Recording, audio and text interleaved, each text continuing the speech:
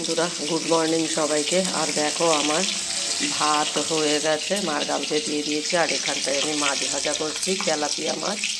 এটা এখন 3টে মাছ আমি আলু দিয়ে ঝোল করব। অনেক দেরি হয়ে গেছে বন্ধুরা, কালকে বিয়ে বাড়ি থেকে এসে আর উঠতে ইচ্ছা করছে না, দেরি হয়ে গেছে। দেখো কালো জিরে কাঁচা লঙ্কা ফোড়ন দিয়ে আর আলুগুলো দিয়ে দিয়েছি। এবারে আলুটা ভাজা ভাজা করে নেব, নিয়ে তারপরে মশলা দেবো। আর এখানে দেখো কালকে তরকারি ছিল, একটু গরম করতে বসিয়েছি।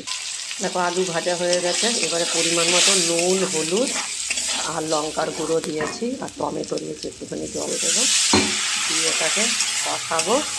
কষিয়ে তারপরে মাছটা দেবো, আর নামানোর সময় ধনে পাতা দেবো। এবারে ছেলের ভাত বাড়বো। আর একটা ডিম ছিল, সেটাকেও ভেজে নিয়েছি।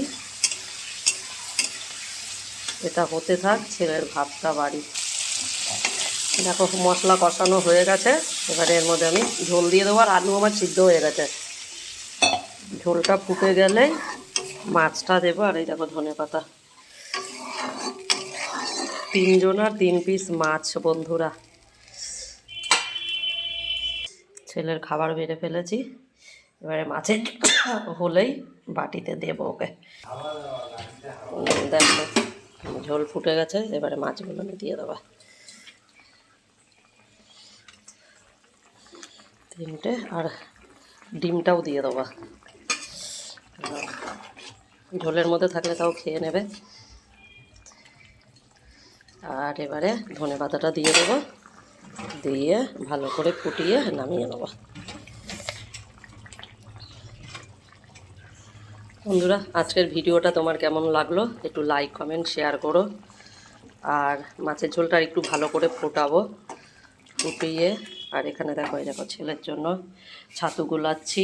আর এখানে দেখো এই তরকারিটা কালকের করেছিলাম, বিনস, গাজর, বকুলি, কড়াইশুঁটি, আলু, বেগুন, সব সিম, সব কিছু দিয়ে করেছিলাম।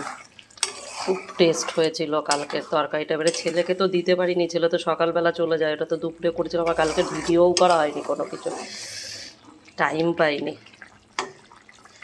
ওকে বন্ধুরা, একটু লাইক, কমেন্ট, শেয়ার করো। আর দেখা হচ্ছে নেক্সট ভিডিওতে। টাটা, বাই সবাইকে।